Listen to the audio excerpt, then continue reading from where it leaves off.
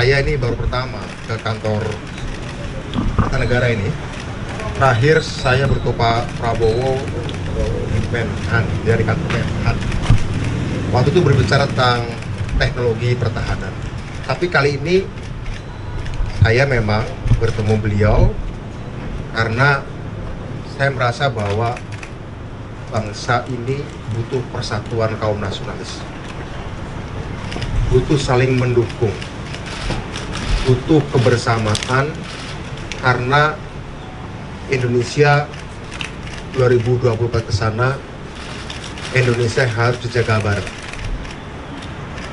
Saya mengapresiasi dan merasa bahwa Pak Prabowo itu mewakili satu cara pandang kepemimpinan politik yang cocok dengan saya dalam pengertian suatu bangsa yang ingin bangkit di tengah turbulensi karena krisis global, karena perang itu biasanya butuh pemikiran dari dua tipe orang, satu intelijen, satu aktivis.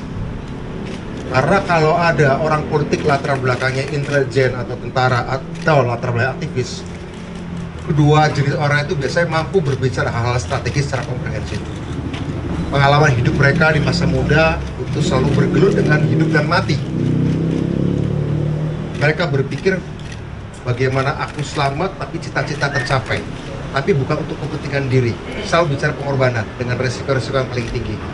Nah, ketika kami kemudian, saya mantan aktivis, Pak Prabowo mantan tentara elit gitu ya, kita pernah berhadapan Pak ya, kita dulu pernah ya. Tapi kami meskipun waktu itu di zaman Orde Baru ada di posisi berbeda, tapi kami mempertaruhkan nyawa dan kehormatan cita-cita.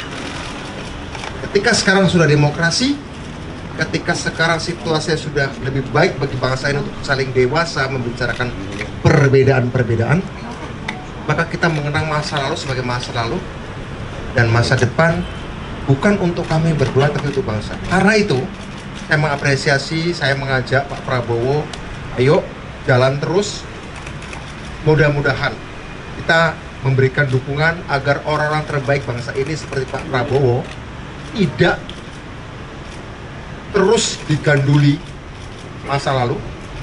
Ya, saya sebagai orang yang pernah berhadapan dengan beliau tadi bertemu dalam cara pandang ini bangsa harus diselamatkan, demokrasi harus diselamatkan. Kita menghadapi krisis perang, menghadapi krisis teknologi, krisis kesehatan, situasi dunia terus berubah. Kapal Indonesia harus dikayuh oleh orang yang paham strategi, paham geopolitik, paham sejarah.